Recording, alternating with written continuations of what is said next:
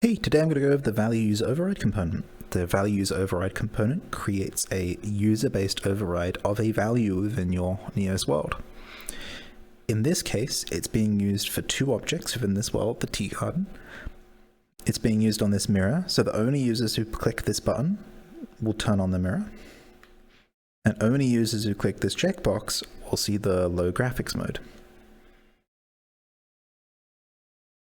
To show you how this works, I'm going to recreate this mirror here in the world, step by step. To get started, I've got a dev tooltip, and we're going to create a new object with create new object mirror. That gives us the mirror.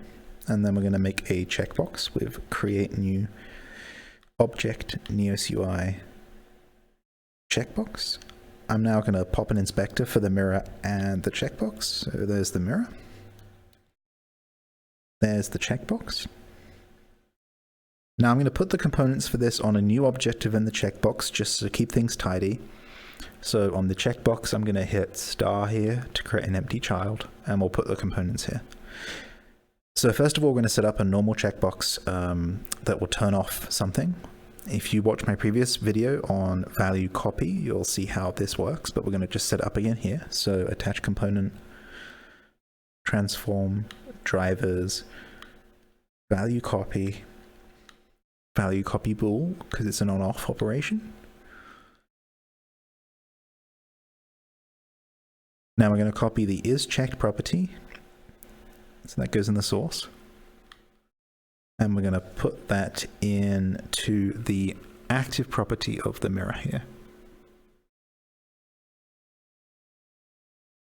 Now, when I turn this on and off, you'll see that the mirror turns on and off. The last thing to do is to make this local. To do that, we're going to need one more component. So we're going to do attach component, transform, drivers, ValueUserOverride. And then we'll need a bool as well, so ValueUserOverride bool.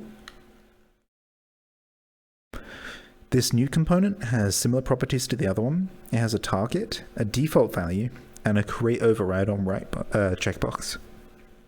We're going to need to check this create override on right checkbox, and what this means is when the value is written to, create an override based on the user that wrote it.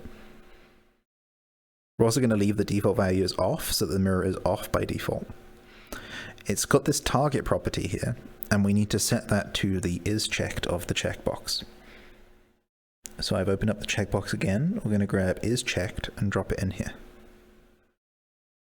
That's actually all there is to it. So now when I turn on this checkbox, you'll see that a new item is added.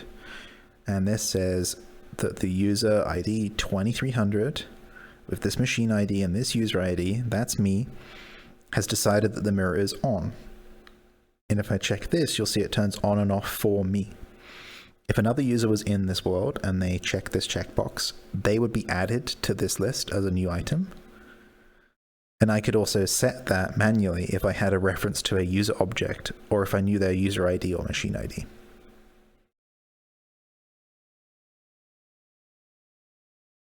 That's all there is to using the ValueUserOverride component. There are a bunch of other ways to use it within a world. You can use it with any data type. One thing to note when using it though is that Neos is meant to be a consistent and updated and synchronized building, learning, and social experience. And so be careful how much you rely on this component because it can make a world confusing. Examples here would be a world that's completely different depending on the user that visits it. That might be confusing for a new user that comes in and they can't see or look at what you're referring to, or they don't know how to see what you're saying because they need to go push a button or something. Try to keep the operation simple. Things like this mirror and the low graphics option are perfect. Anything larger, just make sure that you're evaluating what it's doing to your world and what it would do to a large community of users within that world before applying it. Thank you.